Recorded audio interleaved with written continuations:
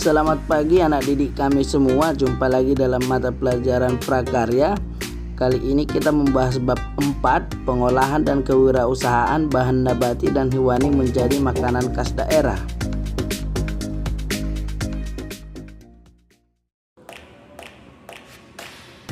Pengolahan dan kewirausahaan bahan nabati dan hewani menjadi makanan khas daerah. Perencanaan usaha makanan khas daerah. Ide dan peluang usaha makanan khas daerah. Kegiatan pengolahan produk makanan daerah saat ini merupakan salah satu usaha yang sangat menjanjikan.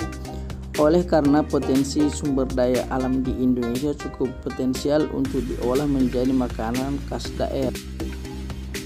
Dalam menciptakan peluang usaha pengolahan makanan khas daerah, banyak faktor yang mempengaruhinya, di antaranya ide usaha, risiko usaha, keberhasilan dan kegagalan, dan pemetaan peluang usaha. Sumber daya yang dibutuhkan dalam usaha makanan khas daerah. Sumber daya yang dibutuhkan untuk membuat usaha makanan khas daerah adalah A. Manusia, B. Money, uang, C. Material, bahan, D. Mesin, peralatan, E. Metode, cara kerja, F. Market, pasar, G. Information atau informasi. Untuk menghindari risiko bangkrut harus direncanakan strategi pemasaran usaha makanan yang tepat. Beberapa strategi yang tepat dilakukan antara lain: A. Buatlah nama untuk bisnis makanan semenarik mungkin. B. Perkenalkan usaha olahan makanan kepada masyarakat. C.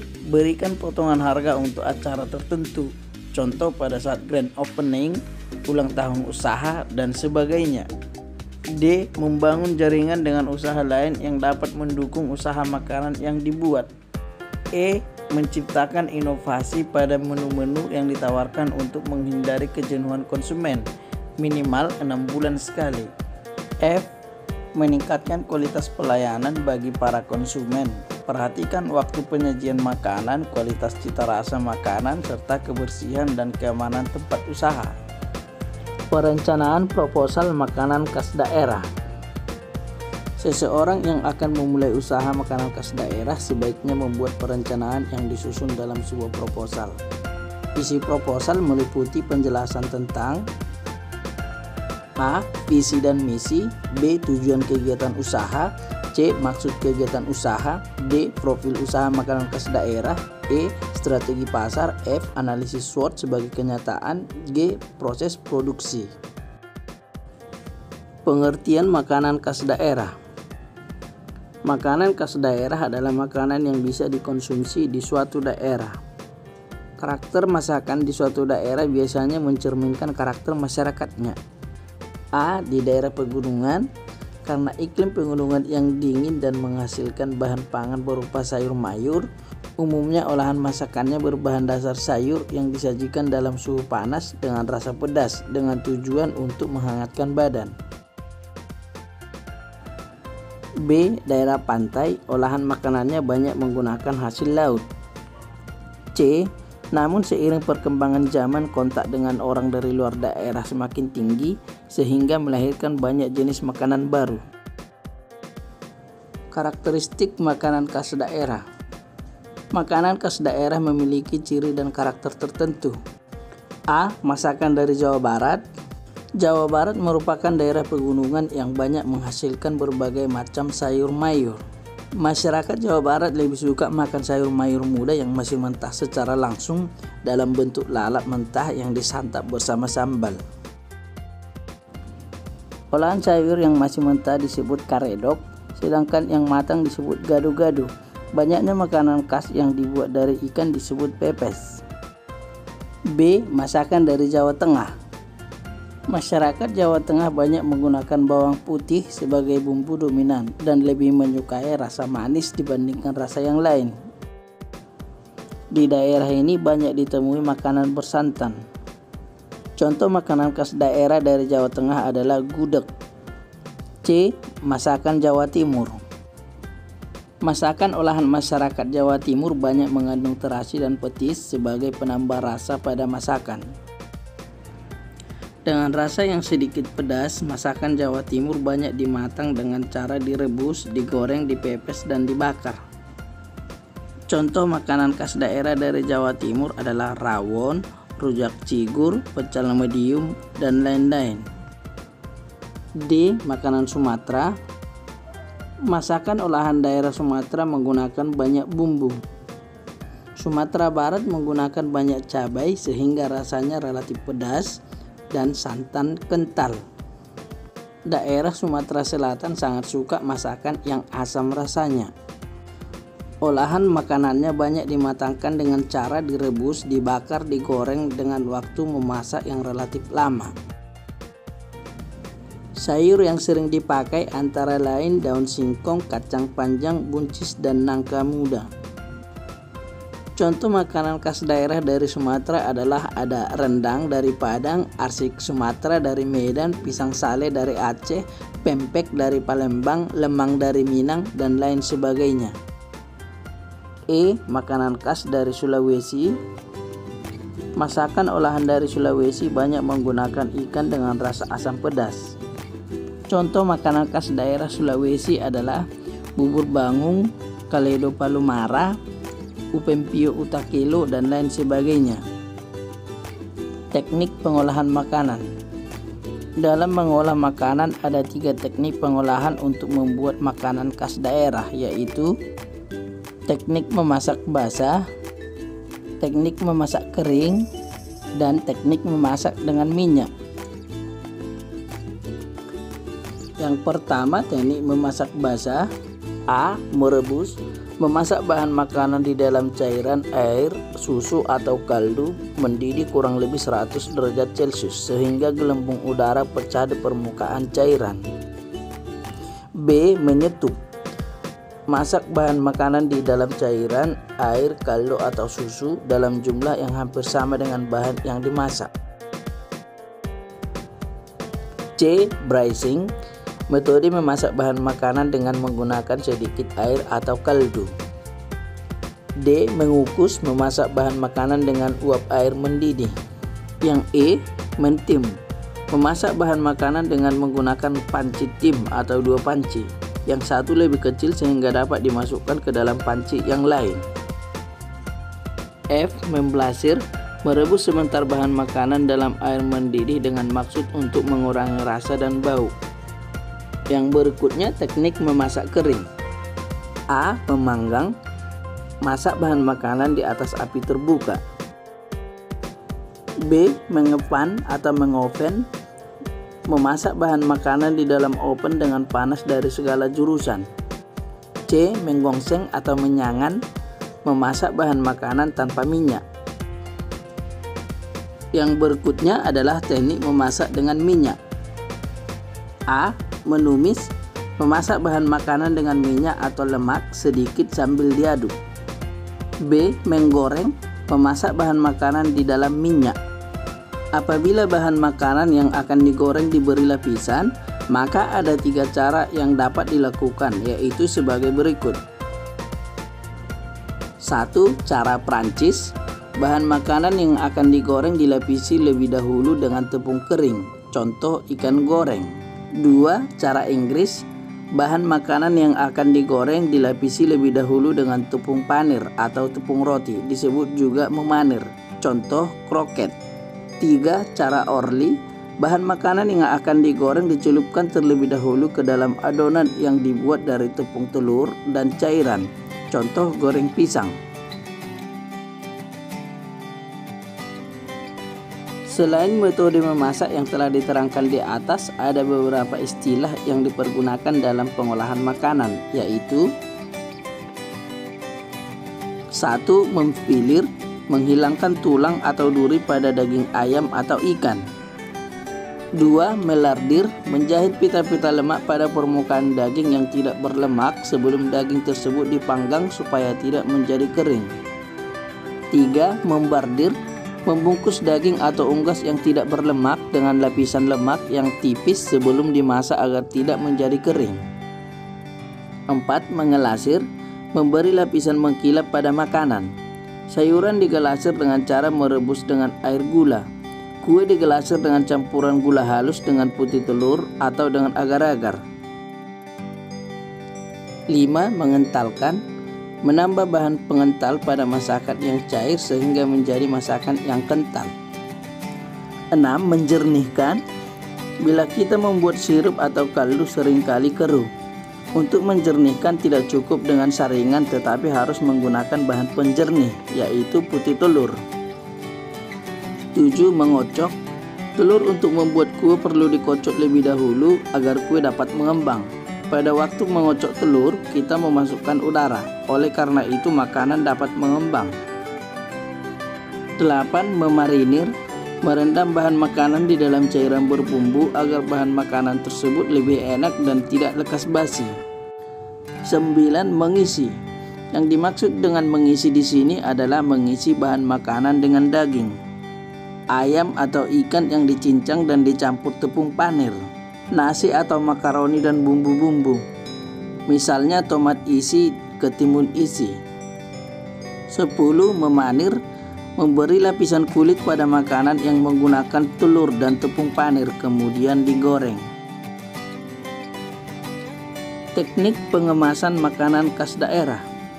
Pengemasan yang pertama diketahui adalah menggunakan bahan-bahan alami yang tersedia pada saat itu, di antaranya keranjang dari alang-alang, kantong kulit atau bola tas, kotak kayu, pas tembikar keramik, amporea, tong kayu, tas anyaman, dan lain-lain. Jenis bahan kemasan olahan makanan khas daerah. Makanan khas daerah pada masa lampau biasanya dikemas dengan menggunakan kemasan tradisional seperti kendi dari tanah liat, anyaman daun pisang, daun kelapa, labot jagung, daun jambu air, daun jati, dan lain sebagainya. Sesuai dengan zaman kemajuan teknologi dan kebutuhan manusia, produk kemasan pun berkembang terus-menerus. Saat ini makanan khas daerah banyak dikemas menggunakan kertas plastik, kaca atau gelas aluminium foil. Ada pula yang dikombinasikan dengan kemasan tradisional. Ragam kemasan makanan tradisional yang sering dijumpai. Pengemasannya pun dilakukan dengan berbagai macam cara seperti tabel berikut. Menghitung titik impas atau break-even point usaha makanan khas daerah. 1. Pengertian titik impas atau break-even point. Break-even point atau BEP dapat diartikan sebagai suatu titik atas keadaan di mana perusahaan di dalam operasinya tidak memperoleh keuntungan dan tidak menderita kerugian. BEP amatlah penting kalau kita mau membuat usaha agar kita tidak mengalami kerugian. Di antara manfaat BEP adalah: A. Alat perencanaan untuk hasilkan laba. B. Memberikan informasi mengenai berbagai tingkat volume penjualan serta hubungan dengan kemungkinan memperoleh laba menurut tingkat penjualan yang bersangkutan. C. Mengevaluasi laba dari perusahaan secara keseluruhan. D. Mengganti sistem laporan yang tebal dengan grafik yang mudah dibaca dan dimengerti. 2. Strategi menetapkan harga jual makanan khas daerah. Ada beberapa hal yang harus diperhatikan sebelum menentukan harga jual suatu produk. A. Pelanggan. Pelanggan merupakan prioritas utama dalam usaha makanan khas daerah. Jadi pastikan bahwa harga jual yang ditetapkan akan dapat diterima oleh pelanggan. Pelanggan akan dengan senang hati membeli produk yang ditawarkan jika harga yang diberikan terjangkau dan kualitas barang pun berbanding lurus dengan kualitas barang. B. Pesaing. Pastikan bahwa harga jual produk dapat bersaing dengan harga jual produk pesaing. Perhatikan tingkat keuntungan. Jangan mengambil keuntungan dengan terlalu besar karena akan menyebabkan harga jual terlalu mahal. Ada baiknya menurunkan tingkat keuntungan sehingga harga yang ditawarkan dapat bersaing dengan harga yang ditetapkan dengan pesaing. C. Biaya. Pastikan harga jual produk yang ditetapkan dapat menutupi biaya-biaya yang telah terjadi. Ini artinya harus benar-benar jeli dan teliti dalam menghitung biaya yang terjadi. Pastikan bahwa tidak ada biaya yang tidak dimasukkan dalam penghitungan. Jika saja ada biaya yang tidak terhitung, akan menyebabkan harga yang tidak tepat, sehingga akan berpengaruh terhadap tingkat keuntungan, bahkan akan menyebabkan kerugian. D. Kemanfaatan usaha. Harga jual yang ditetapkan dinilai pantas jika harga dapat memberikan keuntungan yang diharapkan. Seandainya saja keuntungan yang dapat diharapkan tercapai, akan mempermudah dalam pengembangan usaha yang sudah dirintis. Yang ketiga, menghitung BEP. Dalam menghitung break-even point diperlukan komponen penghitung dasar sebagai berikut. A. Fixed cost. Komponen ini merupakan biaya tetap atau konstan, ada walaupun tidak ada kegiatan produksi. Contoh biaya ini yaitu biaya tenaga kerja, biaya penyusutan mesin, dan lain-lain. B. Variable cost. Komponen ini merupakan biaya per unit yang sifatnya dinamis, tergantung dari volume produksi. Jika produksi yang direncanakan meningkat, berarti variable cost pasti akan meningkat. Contoh biaya ini yaitu biaya bahan baku, biaya listrik, dan lain-lain. C. Selling price atau harga penjualan. Komponen ini adalah harga jual per unit barang atau jasa yang telah diproduksi. D. Promosi produk hasil usaha makanan khas daerah. 1. Pengertian promosi. Promosi merupakan suatu kegiatan pemasaran yang penting dalam upaya mempertahankan kelangsungan hidup usaha, serta meningkatkan kualitas penjualan yang secara tidak langsung akan meningkatkan kegiatan pemasaran dalam memasarkan produk yang dihasilkan. Untuk mengkomunikasikan produk ini perlu disusun strategi yang disebut dengan strategi promosi yang terdiri atas 4 komponen utama, yaitu A. Periklanan. Adapun media yang bisa digunakan adalah televisi, surat kabar, majalah, internet, dan lain-lain. B. Promosi penjualan. Wujud nyata kegiatan promosi penjualan misalnya adalah obral, pemberian kupon, pemberian contoh produk, dan lain-lain. C. Penjualan tatap muka. Para pelanggan diberi informasi dan persuasi untuk membeli produk-produk melalui komunikasi secara personal dalam suatu situasi perekrutan. D. Hubungan masyarakat. Komunikasi non-personal dalam bentuk berita, sehubungan dengan organisasi tertentu atau tentang produk-produk yang ditransmisi melalui perantara media massa dan tidak dipungut biaya sama sekali, tapi bukan juga cuma-cuma. 2. Tujuan promosi. Kegiatan ini sengaja dilakukan untuk mendukung strategi pemasaran merek sehingga produk yang dimilikinya semakin dikenal luas oleh semua lapisan masyarakat. Berikut adalah tujuan utama mempromosikan sebuah produk. A. Memberi daya tarik khusus bagi para pelanggan. Salah satu contoh membuat penawaran lebih, harga lebih murah. B. Meningkatkan angka penjualan. Mengadakan promosi besar-besaran atau menghabiskan stok lama atau cuci gudang. C. Membangun loyalitas konsumen. Hal ini dilakukan untuk menjaring para konsumen yang awalnya hanya sekedar ingin coba-coba menjadi pelanggan tetap yang akan menggunakan produk-produk yang dibuat secara berkelanjutan. Misalnya dengan memberikan diskon 20% untuk pembeli selanjutnya, atau memberikan kupon khusus yang bisa ditukarkan dengan produk gratis setelah mengumpulkan 5 buah kupon pembeli. 3. Manfaat promosi. Manfaat promosi sangat penting karena mempengaruhi hasil penjualan suatu produk atau barang, dan tentunya itu sangat berdampak besar terhadap berlangsungnya kreativitas suatu perusahaan. Berikut beberapa manfaat lain dari adanya kegiatan promosi. A. Mengetahui produk yang diinginkan para konsumen. B. Mengetahui tingkat kebutuhan konsumen akan suatu produk. C. Mengetahui cara pengenalan dan penyampaian produk hingga sampai ke konsumen. D. Mengetahui harga yang sesuai kondisi pasar. E. Mengetahui strategi promosi yang tepat kepada konsumen. F. Mengetahui kondisi pesaing pasar dan cara mengatasinya. G. Menciptakan image sebuah produk dengan adanya promosi. 4. Sasaran promosi. Mempromosikan rumah makan adalah suatu tahap yang cukup menantang bagi pemilik restoran atau warung makan. Promosi yang dilakukan haruslah tepat sasaran. Berikut beberapa cara promosi rumah makan yang murah tapi tepat sasaran. A. Mulut ke mulut atau testimonial. Dari mulut ke mulut, yaitu dengan mengundang atau datang ke grup arisan ibu-ibu dan berikan contoh produk makanan khas daerah yang sudah dibuat. Berikan kemasan dan rasa terbaik dari contoh makanan tersebut. B. Promosi melalui jejaring sosial.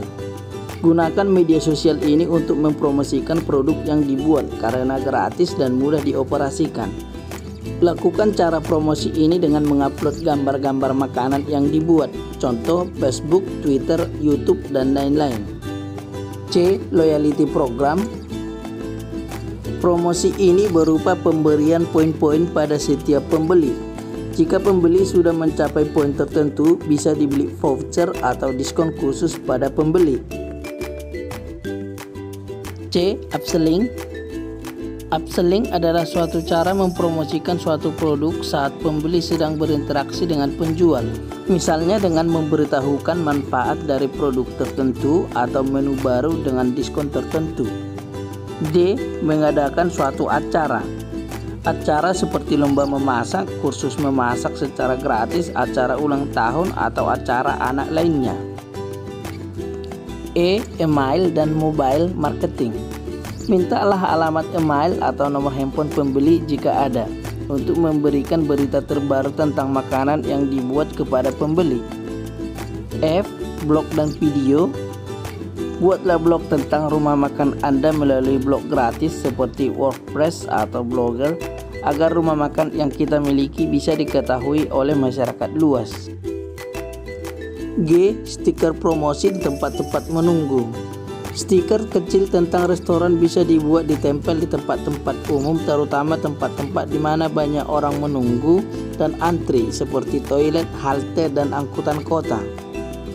5. Teknik promosi.